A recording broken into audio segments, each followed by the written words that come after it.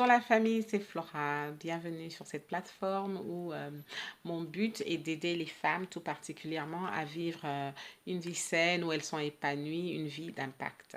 Alors aujourd'hui, c'est un message que j'ai fait déjà en anglais, que je vais traduire en français. Et c'est un message qui fait suite à un message précédent intitulé 10 signes que vous êtes dans une relation émotionnelle abusive. Alors ici, c'est comment rompre une relation malsaine, une relation abusive. Alors, il y a quatre étapes pour rompre une relation malsaine, une relation abusive. Quatre étapes qui sont tout aussi importantes les unes que les autres. Alors la première étape, il s'agit ici de se préparer mentalement. C'est très important. Rompre une situation abusive, ça peut être quelque chose de très difficile. Ça peut parfois, dans certains cas, être la chose la plus difficile que vous ayez à faire. Donc c'est important de se préparer déjà mentalement. Alors, qu'est-ce que ça veut dire? Ça veut dire déjà se remettre en question certaines perceptions qu'on a qui ne sont pas forcément les bonnes, remettre en question certaines croyances qu'on a, remettre en question certains mensonges qu'on est arrivé à prendre pour la vérité. Donc des choses par exemple comme à force d'écouter, oui, tu ne t'en sortiras jamais sans moi, oui, tu ne rencontreras jamais quelqu'un d'aussi bien que moi, oui, tu pourras pas vivre sans moi, ou alors oui, tu n'as que ce que tu mérites. Des choses comme ça. À force d'écouter des choses comme ça, on peut arriver à une situation où on finit par croire que c'est la vérité. Alors, il faut déjà combattre ces mensonges-là. Ma sœur, je vais te dire, je veux te rassurer que tu mérites d'être dans une relation saine. Tu mérites d'être dans une relation où tu es respecté, où tu es honoré, une relation où tu es libre, tu es aimé sans condition, une relation où ton conjoint t'aide à vivre une vie où tu accomplis de grandes choses. Tu mérites d'être dans une relation où il y a la paix, la joie, une relation où tu te sens grandir, tu te sens mûrir, tu portes des fruits. Hein? Donc déjà, tu mérites ça, quel que soit ce qu'on a pu te raconter, quel que soit ce que on a pu te répéter. Moi, je te dis aujourd'hui, tu mérites d'être dans une relation saine. Et cette relation saine, tu peux l'obtenir. Un autre mensonge qu'on ait pu te raconter, que tu as fini par croire, ça peut être tu, tu n'es pas assez intelligente, ou si tu te retrouves dans cette situation, c'est parce que tu n'es pas intelligente. Encore une fois, ce ne sont que des mensonges. N'importe qui peut se retrouver dans une situation comme la tienne. Tu n'es pas la première, tu n'es certainement pas la dernière. Ce sont des choses qui arrivent à n'importe qui et ce n'est pas du tout loin de là une indication que tu n'es pas intelligente, une indication que tu n'es pas sage. Ce sont des choses, comme je disais tantôt, qui arrivent à tout le monde. Donc, il faut déjà combattre tous ces mensonges-là, toutes ces fausses informations qui sont en ce moment en train de t'empoisonner l'esprit, qui t'empêchent justement de passer à l'acte. Hein. La deuxième chose dont il faut tenir compte dans la préparation mentale, il faut te demander il faut te rappeler pourquoi c'est important que que les choses changent et que tu prennes le contrôle de ta vie. Alors, pourquoi c'est important? La première raison pourquoi c'est important, je t'ai dit tantôt, tu mérites mieux que ça. Mais deuxièmement, ta vie peut en dépendre. Troisièmement, ta santé en pâtit sûrement. Ton bien-être en pâtit sûrement. Ta joie de vivre, ta bonne humeur en pâtit. Donc, essaye de faire le point, fais une liste.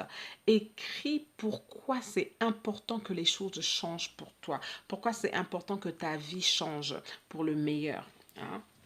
Donc tout ça, ça fait partie de la préparation mentale.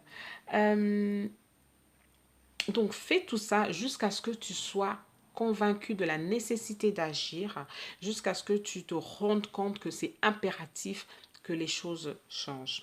Ensuite, la deuxième étape, c'est d'avoir un plan, oh, et puis j'ai oublié. Dans le premier point, pardon, un point qui est très important aussi, c'est de prier, c'est de c'est de prendre soin du côté spirituel aussi. Hein? Donc, en priant, en lisant la parole, en écoutant aussi des enseignements qui vont t'aider dans ce sens-là, qui vont te rappeler ta valeur, qui vont te rappeler que tu as été créé pour un but précis, tu as été créé pour...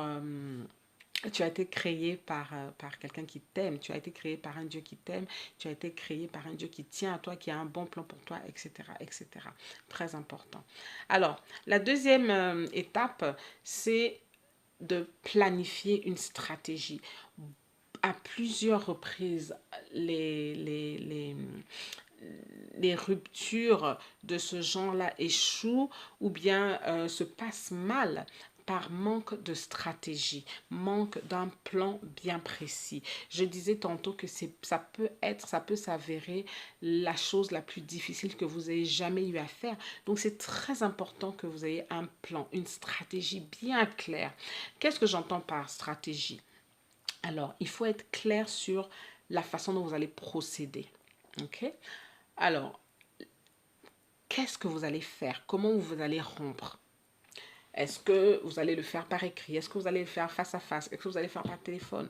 Et puis, je tiens à souligner ici que dans les cas de relations abusives, il y a certains principes qu'on aimerait respecter dans une relation normale qu'ici, on n'est pas obligé de respecter. Hein? Donc, des choses comme, oh, je lui dois des explications, je dois au moins lui expliquer pourquoi ça finit. Oui, c'est vrai que ce serait bien, mais si, par exemple, votre vie est en danger ou bien votre bien-être est en danger, il peut s'avérer que vous n'êtes pas obligé de le faire. Si les circonstances le permettent, il peut s'avérer que vous n'êtes pas obligé de le faire. J'espère que je me fais comprendre.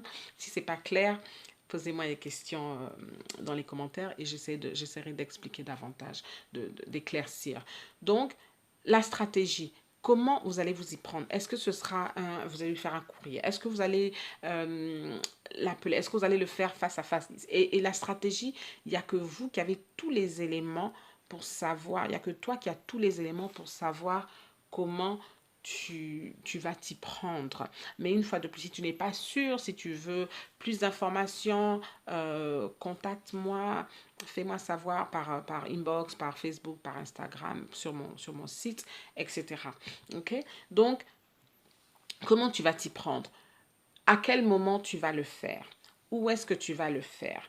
On dit souvent, par exemple, que c'est une bonne idée de se rencontrer dans un endroit neutre. Comme ça, si la personne, par exemple, a des chances de s'emporter ou de devenir violent, dans un endroit neutre, un endroit public, je veux dire, c'est plus, comment on dit, safe. Il y a moins de danger. OK? Alors, dans la stratégie, il faut aussi tenir compte de qui peut t'aider dans cette démarche-là. Hein? Et il n'y a pas de honte, bien au contraire, à demander de l'aide. Alors, tu peux demander de l'aide aux membres de ta famille, à des amis, à des gens sur qui tu sais que tu peux compter. Mais sinon, il y a aussi des experts qui peuvent t'aider dans ce sens-là. Une fois de plus, si c'est quelque chose, si ce sont des informations dont tu as besoin, contacte-moi. Je serai ravie de t'aider dans ce sens-là. Alors, dans la stratégie, c'est aussi important de se rappeler une fois de plus euh, pourquoi c'est nécessaire que, que les choses changent. D'accord? Donc, comment tu vas t'y prendre, qu'est-ce que tu vas faire, où ça va se passer, quand est-ce que ça va se passer, qui sera avec toi s'il faut que quelqu'un soit avec toi. Et l'importance d'avoir quelqu'un avec toi, c'est que, cette personne-là pourra te rappeler dans les moments de doute pourquoi c'est important que tu le fasses. Et puis, cette personne sera aussi là pour le soutien moral. Euh, L'importance d'avoir une stratégie, c'est aussi que ça va te donner un certain pouvoir, c'est un outil pour pouvoir mieux contrôler la situation. Alors, le troisième point, c'est de passer à l'acte. Bien entendu, là, ça va dépendre de ta stratégie que tu auras mise en place, ça va dépendre du plan que tu auras établi. Tout ce que moi je peux te dire ici, c'est sois forte. Tu peux le faire. Tu es à mesure de le faire. Tu as tout ce dont tu as besoin pour le faire. Et souviens-toi pourquoi tu dois le faire. Okay? Le quatrième point, c'est après maintenant de se reconstruire. Alors, souvent en attendant, pas en attendant, mais ça arrive parfois que on passe d'une relation à une autre. Je crois, j'ai aussi fait une vidéo à ce sens-là, mais je ne sais pas si je l'ai fait en français, je ne pense pas. Mais moi, je conseille qu'après une relation, une rupture de ce genre-là, que tu prennes le temps de t'occuper de toi. Hein? Prends le temps de te reconstruire spirituellement, mentalement, physiquement, émotionnellement. Alors, comment tu le fais ça? Déjà, spirituellement, c'est comme je disais, si tu es quelqu'un comme moi qui prie, qui croit en Dieu, qui est donc, c'est important que tu pries, que tu médites, que tu lises la parole. Mais si aussi, c'est aussi important que tu nourrisses ton esprit de choses positives, avec des informations positives, des informations qui vont te booster. Hein, qui vont te booster de nouveau. C'est aussi important que tu passes du temps avec les gens, des gens qui te font du bien. Donc la famille, les amis, des gens. Physiquement, c'est important de bien manger, c'est important de faire du sport, c'est important aussi de prendre le temps de se reposer, de bien se reposer. Tout ça, en fait, ça marche en le côté spirituel, le côté mental, le côté physique, le côté émotionnel. C'est tout ça qui va permettre de t'occuper de tous ces aspects-là, va permettre d'accélérer ta guérison, d'accélérer ta remise en forme. Hein, si je peux appeler ça comme ça. Alors, ce que je conseille aussi aux gens parfois de faire pendant cette période-là, c'est de faire du bénévolat. C'est de trouver quelque chose à faire où tu es dans une position d'aider les autres. Vous connaissez ma philosophie, on est béni pour bénir et j'estime que même dans les moments difficiles, on a toujours en nous le potentiel d'être une source de bénédiction. Donc, si c'est possible, faire du bénévolat, ça va premièrement te permettre de voir les choses sous un autre angle. Ça va te permettre peut-être d'être confronté à des gens qui traversent des moments peut-être plus difficiles que toi. Et puis, deuxièmement, ça va te donner un sens tu vas te sentir utile. Hein? Euh, ensuite, je veux te rassurer d'une chose, ma sœur. Sache que ça prendra le temps que ça prendra. Ok? Mais si tu prends le temps de te reconstruire, je peux te garantir une chose. Un jour, tu regarderas dans la glace, tu regarderas dans le miroir et tu vas avoir affaire à cette femme-là qui a repris confiance en elle, cette femme-là qui a redécouvert sa valeur, qui a redécouvert ses ambitions, qui a redécouvert qu'elle est précieuse, qu'elle est belle dedans comme dehors, qu'elle est intelligente. Et ça ne s'arrête pas là. Ok? Ce jour-là, tu sauras aussi que finalement, tu es maintenant toi aussi à mesure d'aider quelqu'un qui peut être en train de traverser ce que toi tu viens de combattre, ce que toi tu viens comment dire, oui, de combattre. Et tu seras à ce moment-là à mesure toi aussi d'aider quelqu'un d'autre avec la connaissance que tu auras acquise, avec l'expérience que tu auras acquise. J'espère que ce message vous a béni. Je sais qu'il était un peu long, mais si vous avez été béni, partagez, aimez, abonnez-vous à la chaîne. Souvenez-vous que vous êtes béni pour bénir. Jusqu'à la prochaine fois, moi je vous dis shalom.